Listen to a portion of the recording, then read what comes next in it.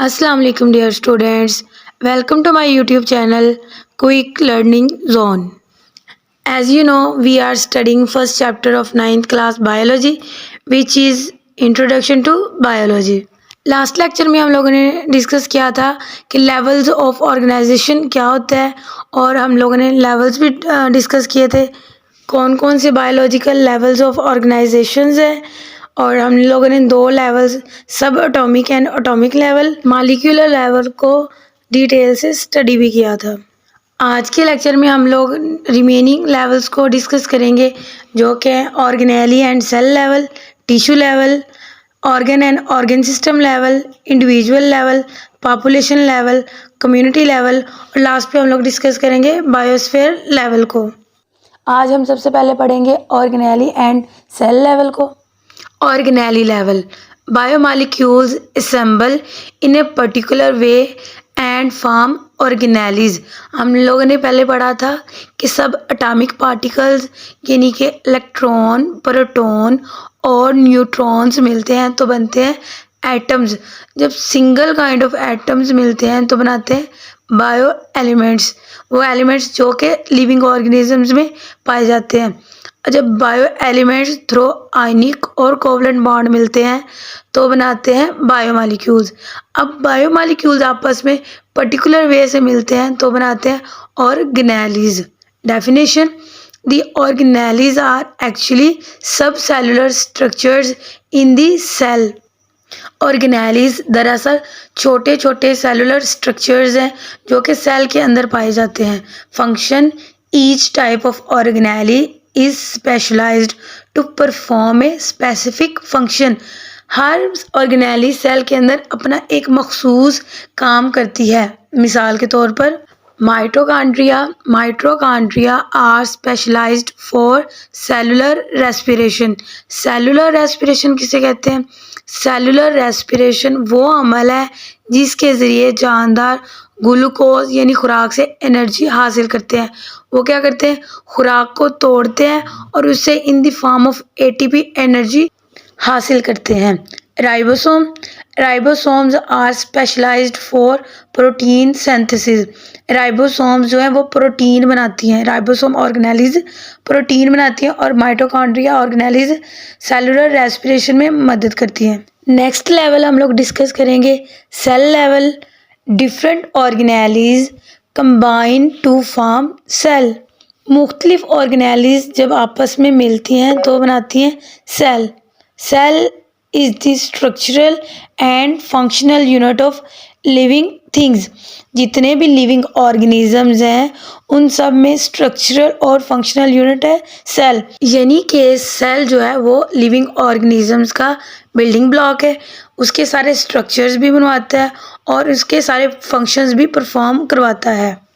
Function, the function of the cells are accomplished by assembling the functions of organelles।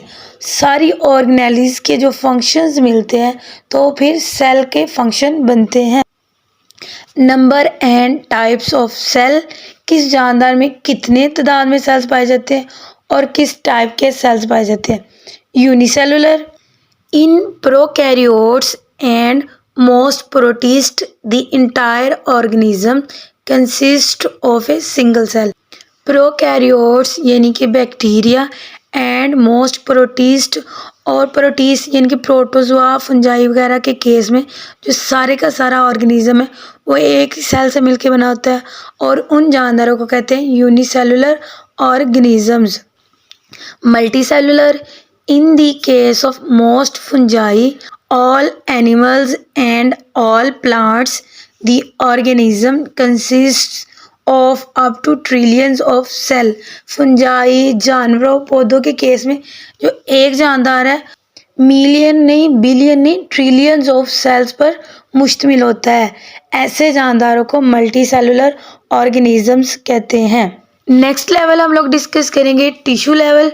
Tissue, in multicellular organisms similar cells performing similar functions are organized into groups are called tissue।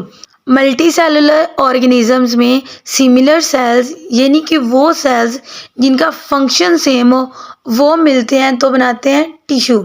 Function, each cell in a tissue carries on its own life processes but it also carries on some special processes related to the function of the tissues।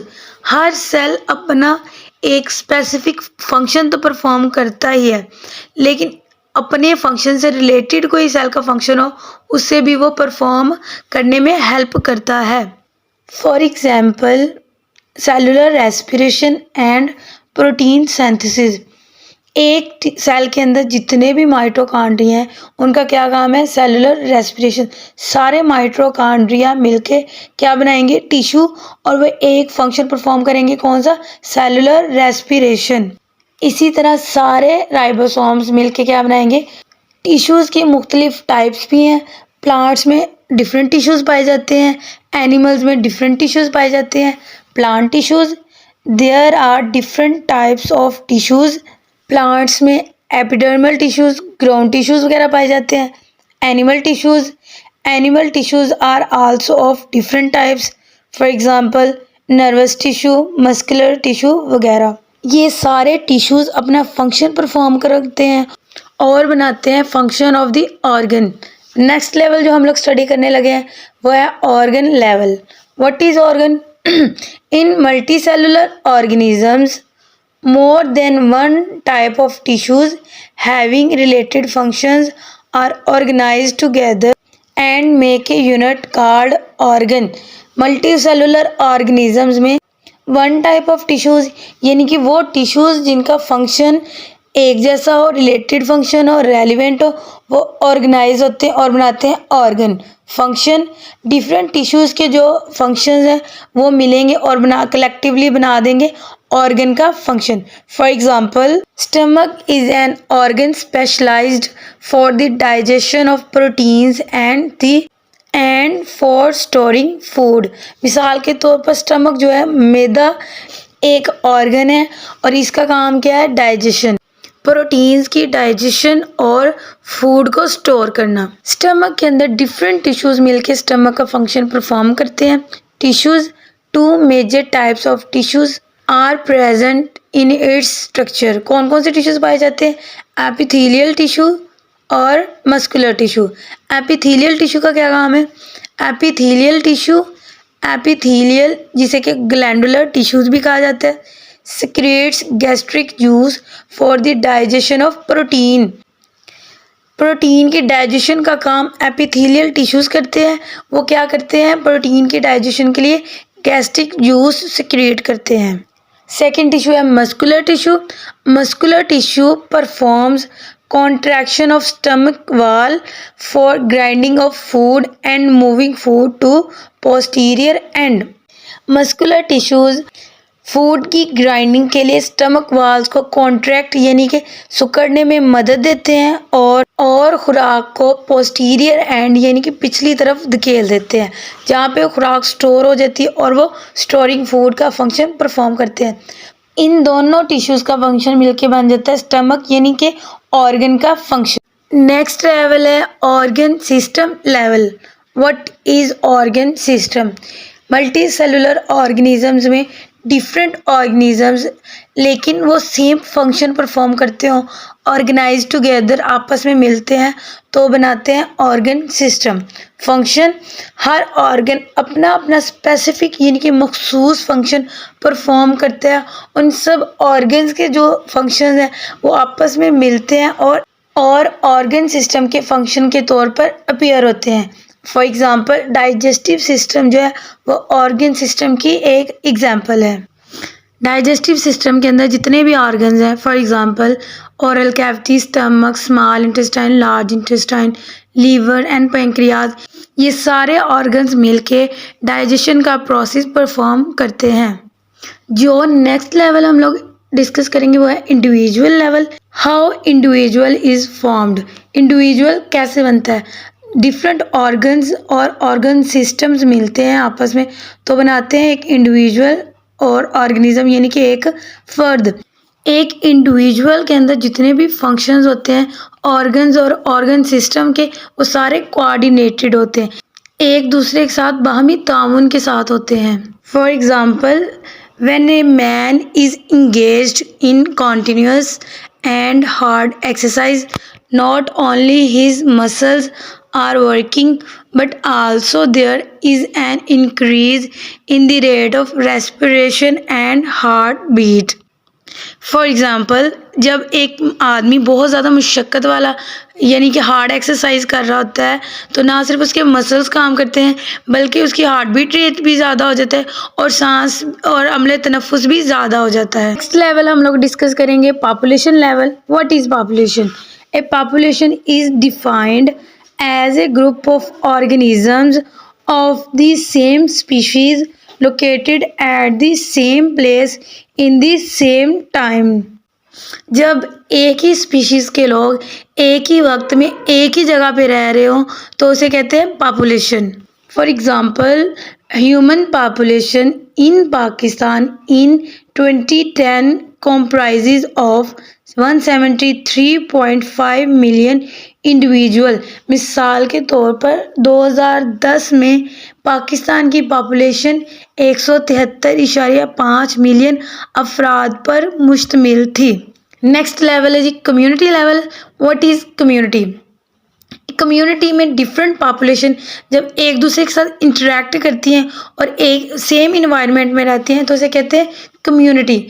A community is an assemblage of different populations interacting with one another within this same environment. For example, इसकी जो सबसे best example है वो है forest. Forest के अंदर different populations रहती हैं। For example, plants different populations है, microorganism, fungi and animal species, ये सारी डिफरेंट पॉपुलेशंस आपस में मिलके रहती हैं और एक दूसरे के साथ इंटरेक्ट करती हैं और कम्युनिटी बनाती हैं। कम्युनिटी दो तरह की होती है, टाइप्स ऑफ कम्युनिटी। एक होती है सिंपल कम्युनिटी, एक होती है कॉम्प्लेक्स कम्युनिटी। सिंपल कम्युनिटी में जो size of population, number of population वो होता है लिमिटेड, जबकि कॉम्प्लेक्स कम्युनिटी में number and size of population होता है लार्ज। ये जो सिंपल कम्युनिटी ये स्टेबल कम्युनिटी होती है, कॉम्प्लेक्स कम्युनिटी अनस्टेबल होती है। एनी चेंज इन बायोटिक और abiotic factors may have drastic and long lasting effects in simple community. Simple communities में बायोटिक और एबायोटिक फैक्टर्स में कोई भी चेंज आ जाए तो उसका बहुत ज़्यादा गहरा असर होता है। What are biotic factors and abiotic factors? Biotic factors are living things, for example plants, animals, bacteria वगैरह। और जबकि नॉन बायोटिक फैक्टर यानी कि एबायोटिक फैक्टर में आते हैं non living components such as water, soil etcetera. In contrast to simple community, complex community can bear any change in biotic और abiotic factor. जो complex communities होती हैं वो कोई भी चेंज हो उसको बेयर कर सकती हैं। For example, fallen log with various population under it. एक दरख्त के गिरे हुए तने या शाखों के नीचे जितनी भी पॉपुलेशंस होती हैं वो सारी की सारी इससे क्या होती हैं, इफ़ेक्ट होती हैं। कॉम्प्लेक्स कम्युनिटी की एग्जांपल है a forest and a pond community. एक तालाब या जंगल के अंदर जितनी भी कम्युनिटीज़ होती हैं वो क्या है, कॉम्प्लेक्स कम्युनिटी की एग्जांपल है। नेक्स्ट लेवल हम लोग डिस्कस करेंगे biosphere level. What is biosphere? The part of the earth inhabited by organisms communities is known as biosphere. ज़मीन का वो हिस्सा जहाँ पे जानदारों की कम्युनिटीज़ रहती हैं वो बायोस्फीयर कहलाता है। इसमें तमाम इकोसिस्टम्स शामिल हैं और इसे zone of life on earth भी कहा जाता है। What is ecosystem? Areas where living organisms interact with the non-living components of the environment. वो एरियाज़, वो जगह जहाँ पे लिविंग ऑर्गेनिज्म यानी कि प्लांट्स, एनिमल्स वगैरह interact with non living components, non living components यानी कि पानी, हवा वगैरह के साथ एक ही इन्वायरमेंट में रहते हैं, उसे कहते हैं इकोसिस्टम। डिफरेंट इकोसिस्टम्स मिलते हैं और बना देते हैं बायोस्फीयर लेवल। ये था हमारा आज का लेक्चर। आज हमने सारे लेवल्स ऑफ ऑर्गेनाइजेशंस कंप्लीट कर लिए। नेक्स्ट इंशाल्लाह हम लोग सेलुलर ऑर्गेनाइजेशन को देखेंगे। आई होप सो आप लोग को सब कुछ समझ आ गया होगा, और कुछ ना भी समझ आए तो आप मेरे से कमेंट बॉक्स में पूछ सकते हैं। Thanks for watching my video. अल्लाह हाफिज़ फॉर नेक्स्ट वीडियो।